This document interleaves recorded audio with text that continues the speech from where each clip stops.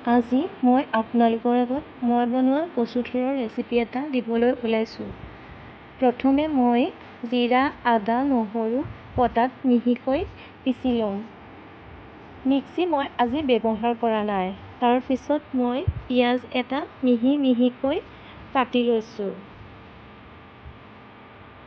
পিঁয়াজ কটাৰ পিছত মই তাতে বিলাহী এটা কাটি লৈছোঁ। এতিয়া গেছটো অন কৰি মই তাত কেৰাহীটো উঠাই দিছোঁ। কেৰাহীটো উঠোৱাৰ পিছত গৰম হ'লে মই তাত মিঠাতেল দি লৈছোঁ।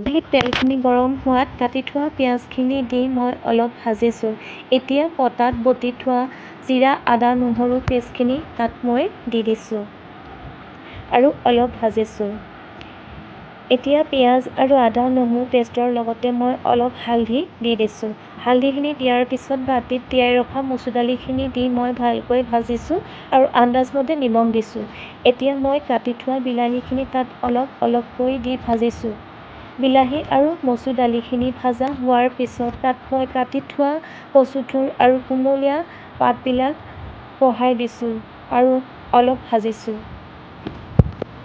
সেইখিনি সিজাৰ পিছত তাতে মই মছন্দৰী আৰু মধুসোলেঙৰ পাতখিনি মিহিকৈ কাটি দিছোঁ। মছন্দৰীৰ বহুতো ঔষধি গুণ আছে। এতিয়া মই অলপ ভোট জলকীয়া কাটি দিছোঁ। এনেই মই কচু থোৰত জালুকৰ গুড়া দিওঁ। আজি মই ভোট জলকীয়া দিলোঁ। ভোট জলকীয়া দিয়া দেখি আপোনালোকে ভয় নাখাব, বহুত টেষ্টি হয়। কচু আমাৰ শৰীৰৰ কাৰণে বহুত উপকাৰী। দেখিছেনে, মোৰ কচু থোৰৰ ৰেচিপিটো ৰেডি হৈ গ'ল।